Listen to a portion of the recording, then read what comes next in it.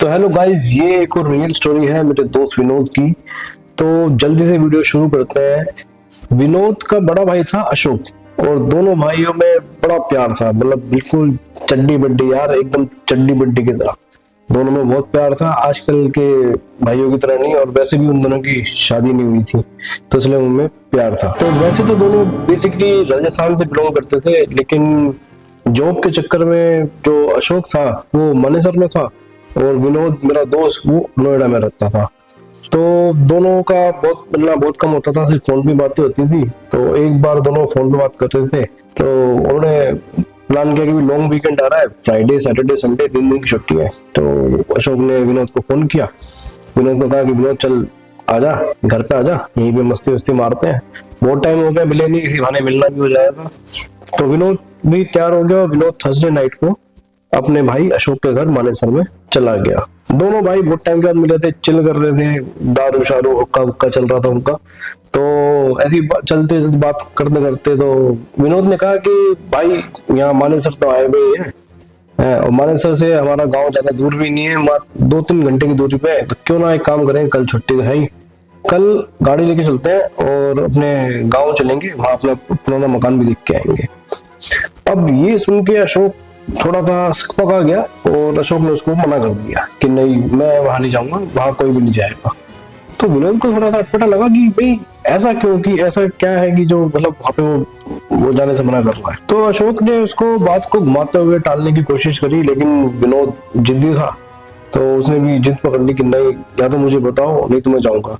अब अशोक जानता था कि यार छोटा भाई है, जिद्दी बहुत है, बताना तो पड़ेगा। तो अशोक ने बताया कि विनोद तेरे को याद है कि पापा के पास उनका एक खास दोस्त राम सिंह रोज शाम को दारू पीने आता था। तो विनोद बोला कि हाँ थोड़ा बहुत याद है। एक्चुअली क्या है जी, उस टाइम की बात है जब विनोद बहुत छोटा था और अशोक बड़ा था, तो अशोक को तो याद है। पहले अब विनोद जो मैं तेरे को बताने जा रहा हूँ वो बहुत ध्यान से सुनिए। तो हुआ ये कि विनोद जब बहुत छोटा था तो अशोक अपने मामा के घर गया हुआ था। तो राम सिंह जो था उनके पिताजी का वो खास दोस्त था, और रोज शाम को दारू पीते थे बैठ के। तो अशोक ने कहा कि याद है कि एक बार मैं मामा के गया हुआ था, तू नहीं गया था, और उस शाम को कुछ ऐसा हुआ था जिससे कि हमारी जिंदगी पूरी तरीके से बदल गई।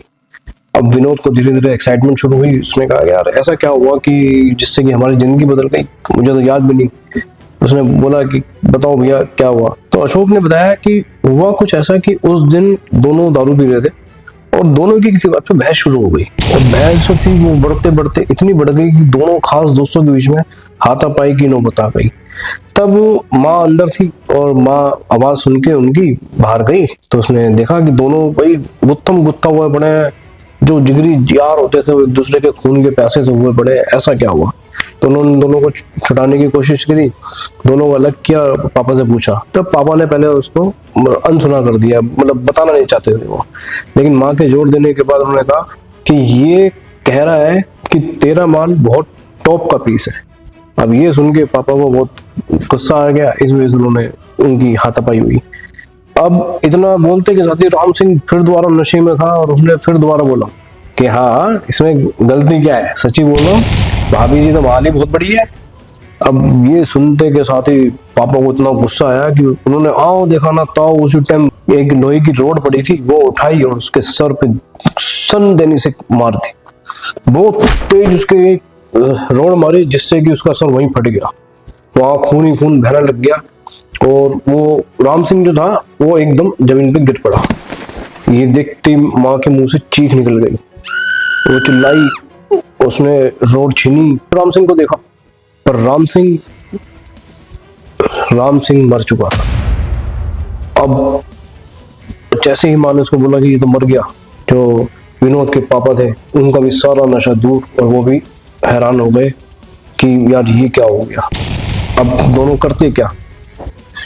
अब दोनों ने प्लान किया कि यार पुलिस को बुलाएंगे, किसी को बताएंगे तो पुलिस का चक्कर पड़ेगा, बेकार के झंझट में फंसेंगे। तो उन्होंने क्या किया कि वो दोनों ने घर के आंगन में ही गड्ढा खोदा और राम सिंह की लाश उसमें दबा दी, और साथ में वो लोहे की रोड भी उन्होंने दबा दी, और बिल्कुल ऐसे प्लेन कर दिया जैसे कि किसी को कुछ पता न लगे। सब कुछ नॉर्मल हो गया, और अगले दिन अशोक भी घर आ गया था। के बाद जो हुआ वो बड़ा हैरत अंगेज और खतरनाक है। तो अशोक ने विनोद को बताया कि 2 दिन बाद जब माँ रसोई में काम कर रही थी और काम करते करते वो दूध उबाल रही थी, तो माँ को ऐसा लगा कि उनके पीछे कोई खड़ा है। अब उन्हें बड़े हैरानी हुई, उन्हें लगा कि शायद उसके पापा आ गए हों, और पापा जो थे वो तो काम पे गए हुए थे। तो माँ ने एक बार पलट के देखा तो उन्हें कुछ वहां नजर नहीं आया। वो जैसे ही दूध उबलने को हुआ तो माँ उसको दूध को हटाने वाली थी, इतने में माँ को किसी ने तेज की धक्का दिया। और माँ का धक्का इतना तेज था कि दूध पे उनका हाथ टच हुआ और दूध सारा उनके ऊपर गिर गया। तो माँ जो थी वो बुरी तरीके से जलने से बच गई।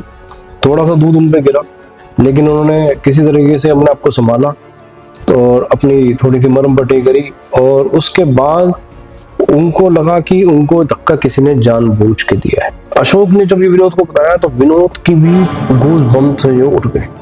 उसने कहा यार ऐसे कैसे हो सकता है। माँ बहुत श्योर थी कि उसको किसी ने धक्का दिया है, वो भी जानबूझकर।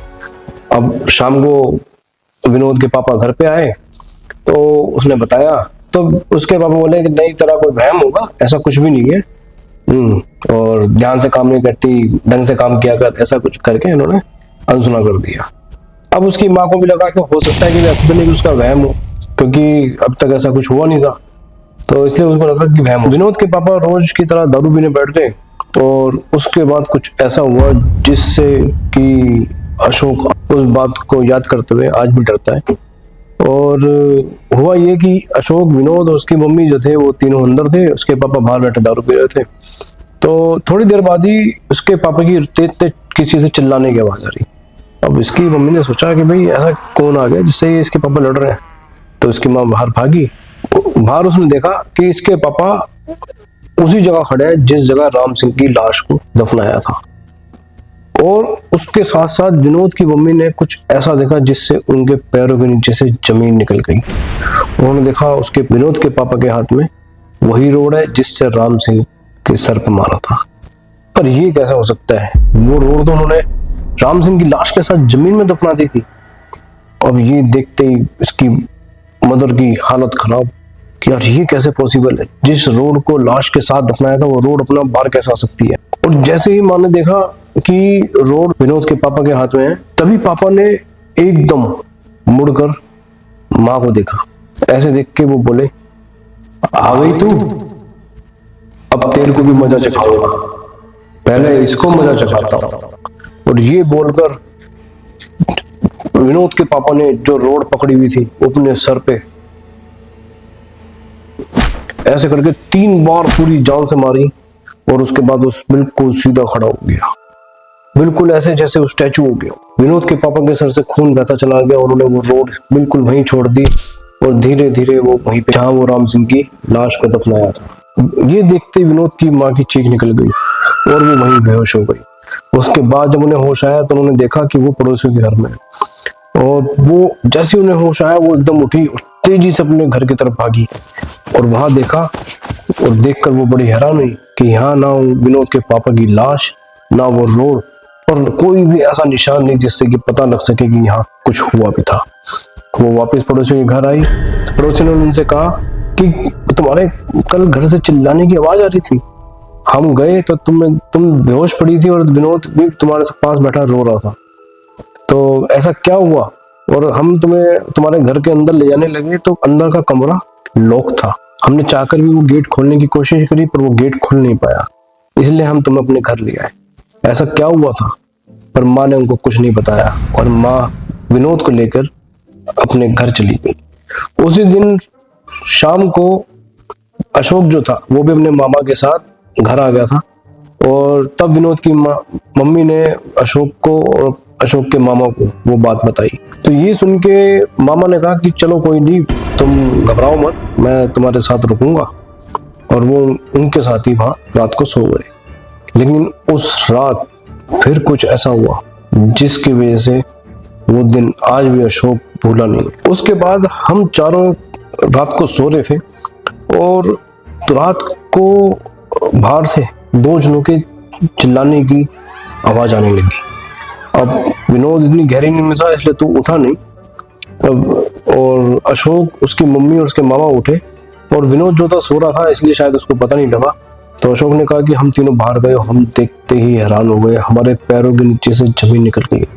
हमने देखा कि हमारे उसी जगह जहां राम सिंह की लाश को गाड़ा था, उस जगह विनोद के पापा और राम सिंह दोनों का साया खड़ा है। उन दोनों ने धीरे धीरे उनको पलट के देखा और तभी और विनोद के पापा का साया गायब हो गया और वहां खड़ा था सिर्फ राम सिंह का साया और उसके हाथ में थी वही लोहे की रोड। ये देखते ही माँ बहुत घबरा गई और माँ ने अंदर भागी और विनोद को उठाया और घर से बाहर भागने की कोशिश की कि उस साये ने हमें मारने की कोशिश तो करी, पर हम कैसे बचे मुझे ये याद नहीं। वो लोग किसी भी तरीके से उस घर के बाहर भाग गए हैं। अब रात जैसे जैसे बीती, अगले दिन मामा और अशोक दोनों हिम्मत करके घर के अंदर गए और उन्हें जो जरूरी सामान लेना था वो लिया। उसके बाद वो सब लोग अपने मामा के घर चले गए और वहीं रहने लगे। उसके बाद वो लोग कभी उस घर में नहीं गए, वो हमेशा के लिए अपने मामा के घर रहते रहे और बाद में वो अपनी एजुकेशन पूरी करके दोनों के दोनों एक मनीसर, अशोक मनीसर और विनोद जो था नोएडा में शिफ्ट हो गया। अच्छा, विनोद के सामने ऐसा कुछ नहीं हुआ था और ना ही उसका कभी ऐसा किसी चीज से सामना हुआ था, तो वो इन बातों को सीरियसली नहीं लेता था, इन सब बातों को मन गढ़ंत मानता था। तब उसने ये कहानी सुनकर सोचा कि यार ऐसा कुछ भी नहीं होता और जरूर कुछ ना कुछ वहम होगा। अब वो अशोक से प्यार बहुत करता था, बड़े भाई की इज्जत करता था, इसलिए उसको बोला तो वो कुछ नहीं और दोनों रात को सो गए। लेकिन अगले दिन विनोद ने कुछ ऐसा किया जिससे अशोक बहुत ज्यादा गुस्सा हुआ। उसने क्या किया ये जानने के लिए मैं इस वीडियो का पार्ट 2 बनाऊंगा, तो आप देखिएगा पार्ट 2 कि आखिर विनोद ने ऐसी क्या हरकत करी जिससे कि अशोक इतना गुस्सा हुआ। जो दोनों जिगरी भाई थे, दोस्तों की तरह रहते थे, वो एक दूसरे, वो इतना गुस्सा हो गया उससे। ये जानने के लिए देखेंगे पार्ट 2।